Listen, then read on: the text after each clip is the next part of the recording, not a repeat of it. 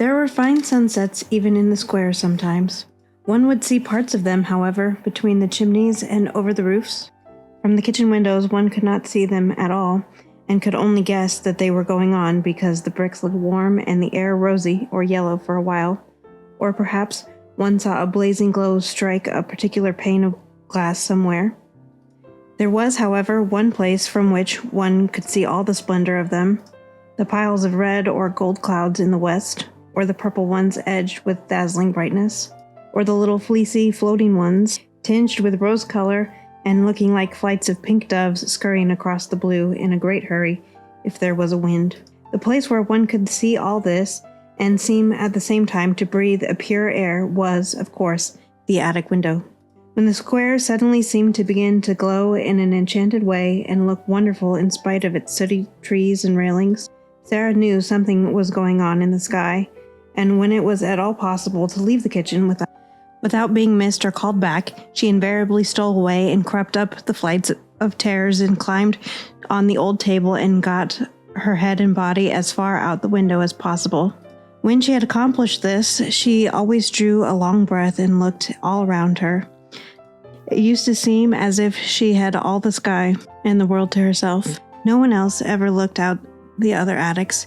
Generally, the skylights were closed, but even if they were propped open to admit air, no one seemed to come near them. And there Sara would stand, sometimes turning her face upward to the blue, which seemed so friendly and near, just like a lovely vaulted ceiling, sometimes watching the west and all the wonderful things that happened there, the clouds melting or drifting, or waiting softly to be changed pink or crimson, or snow white or purple, or pale dove gray. Sometimes they made islands or great mountains, enclosing lakes of deep turquoise blue, or liquid amber, or chrysoprase green. Sometimes dark headlands jutted into strange, lost seas. Sometimes slender ships of wonderful lands joined other wonderful lands together. There were places where it seemed that one could run or climb or stand and wait to see what next was coming, until perhaps, as it all melted, one could float away. At least it seemed so to Sara, and nothing had ever been quite so beautiful to her as the things she saw as she stood on the table, her body half out of the skylight, the sparrows twittering with sunset softness on the slates. The sparrows always seemed to her to twitter with a sort of subdued softness just when these marvels were going on. There was such a sunset as this a few days after the Indian gentleman was brought to his new home, and as it fortunately happened that the afternoon's work was done in the kitchen and nobody had ordered her to go anywhere or perform any task, Sara found it easier than usual to slip away and go upstairs. She mounted the table and stood looking out. It was a wonderful moment. There were floods of molten gold covering the west, as if a glorious tide was sweeping over the world. A deep, rich yellow light filled the air. The birds flying across the tops of the houses showed quite black against it. "It's a splendid one," said Sara softly to herself. "It makes me feel almost afraid, as if something strange was just going to happen. The splendid ones always make me feel like that." She suddenly turned her head because she heard a sound a few yards away from her. It was an odd sound, like a strange little squeaky chattering. It came from the window of the next attic. Someone had come to look at the sunset as she had. There was a head and part of a body emerging from the skylight, but it was not the head or body of a little girl or a housemaid. It was the picturesque, white-swathed form and dark-faced, gleaming-eyed, white-turbaned head of a native Indian. "A Lascar," Sara said to herself quickly. And the sound she had heard came from a small monkey he held in his arms as if he were fond of it, and which was snuggling and chattering against his breast. As Sara looked toward him, he looked toward her. The first thing she thought was that his dark face looked sorrowful and homesick. She felt absolutely sure that he had come up to look at the sun because he had seen it so seldom in England that he longed for sight of it. She looked at him interestedly for a second, then smiled across the slates. She had learned to know how comforting a smile, even from a stranger, may be. Hers was evidently a pleasure to him. His whole expression altered, and he showed such gleaming white teeth as he smiled back that it was as if a light had been illuminated in his dusty face. The friendly look in Sara's eyes was always very effective when people felt tired or dull. It was perhaps in making his salute to her that he loosened his hold on the monkey.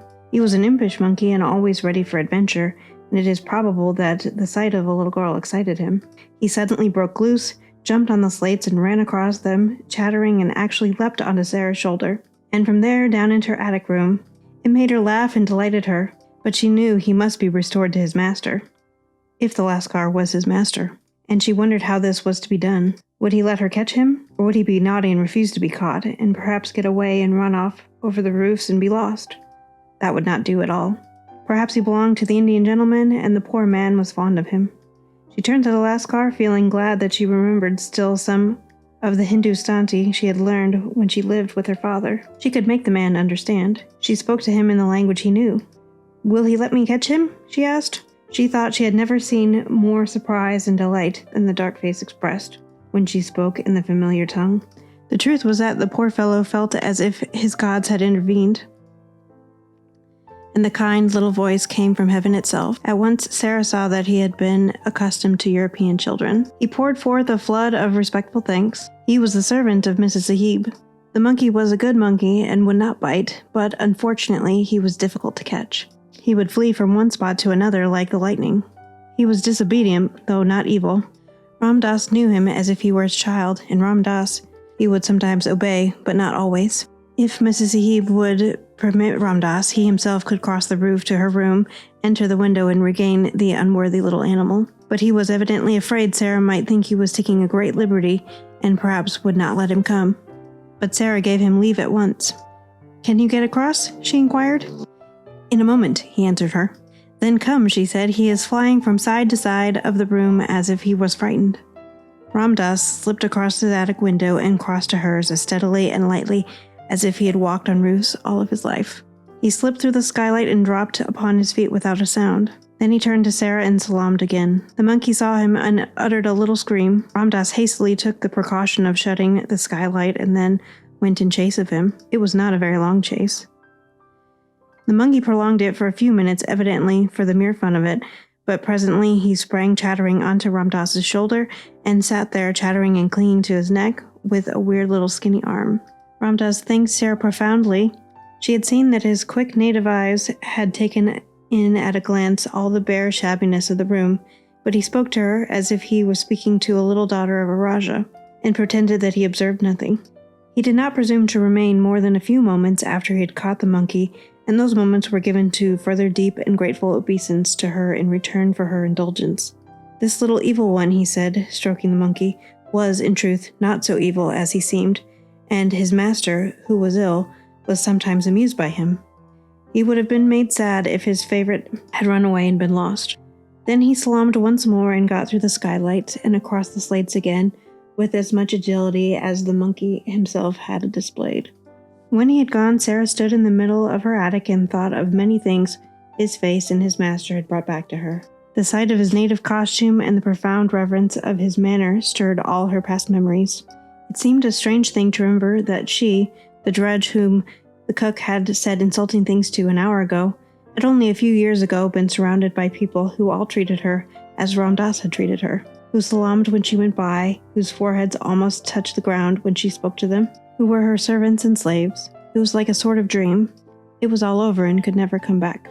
It certainly seemed like there was no way in which any change could take place.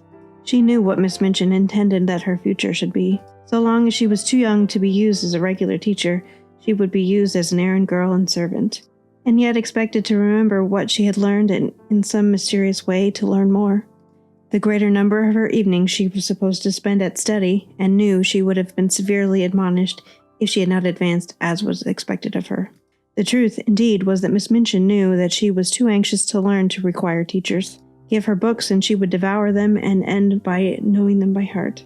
She might be trusted to be equal to teaching a good deal in the course of a few years. This was what would happen. When she was older, she would be expected to drudge in the schoolroom as she drudged now in various parts of the house. They would be obliged to give her more respectable clothes, but they would be sure to be plain and ugly and to make her look somehow like a servant. That was all there seemed to be to look forward to, and Sara stood quite still for several minutes and thought it over.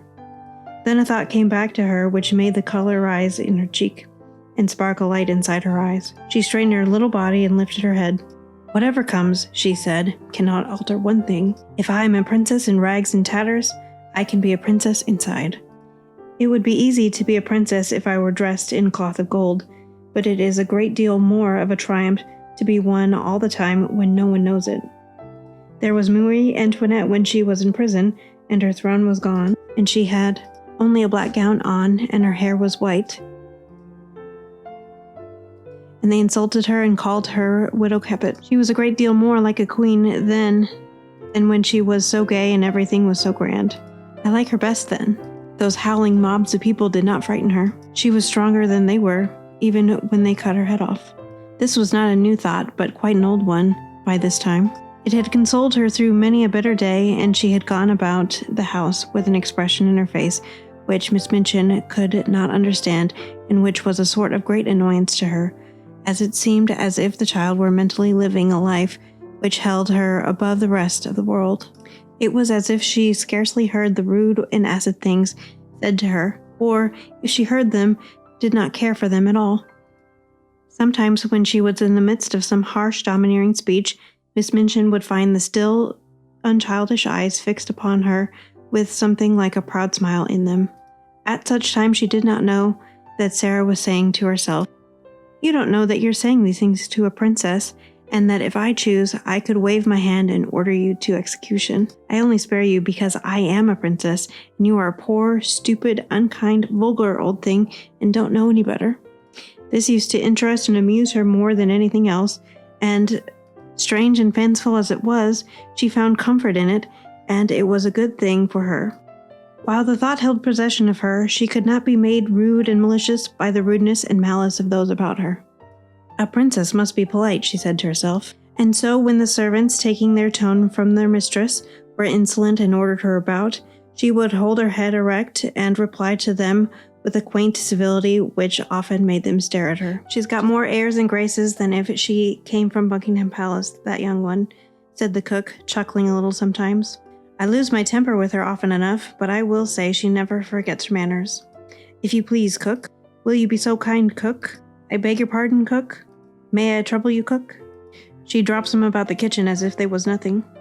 The morning after the interview with Ram Dass and his monkey, Sara was in the schoolroom with her small pupils. Having finished giving them their lessons, she was putting the French exercise books together and thinking, as she did it, of the various things royal personages in disguise were called upon to do.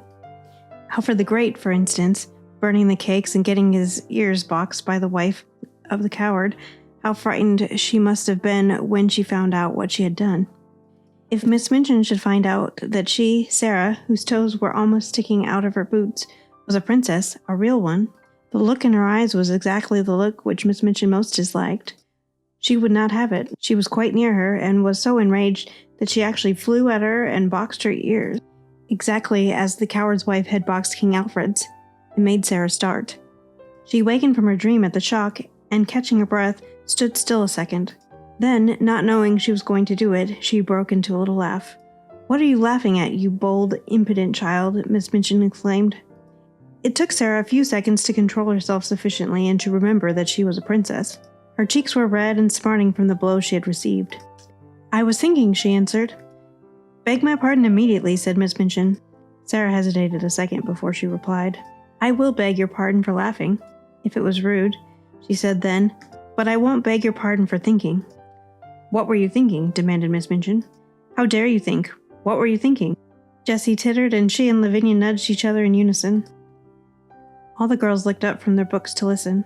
Really, it always interested them a little when Miss Minchin attacked Sara. Sara always said something strange and never seemed quite the least bit frightened. She was not in the least frightened now, though her boxed ears were scarlet and her eyes were bright as stars. "I was thinking," she answered grandly and politely, "that you did not know what you were doing." "That I did not know what I was doing?" Miss Minchin fairly gasped. "Yes," said Sara. "And I was thinking what would happen if I were a princess and you boxed my ears.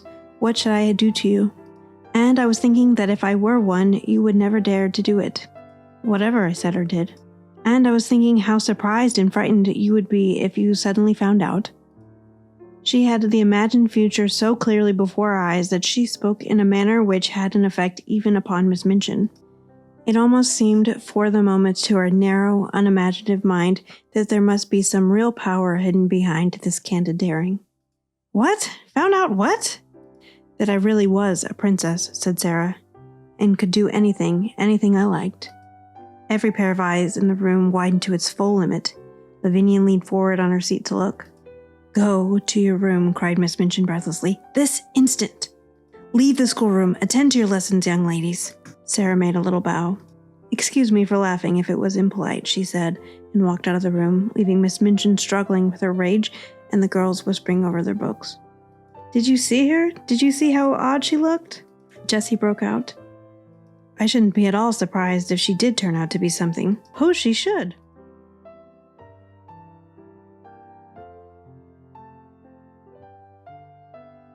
End of chapter 11.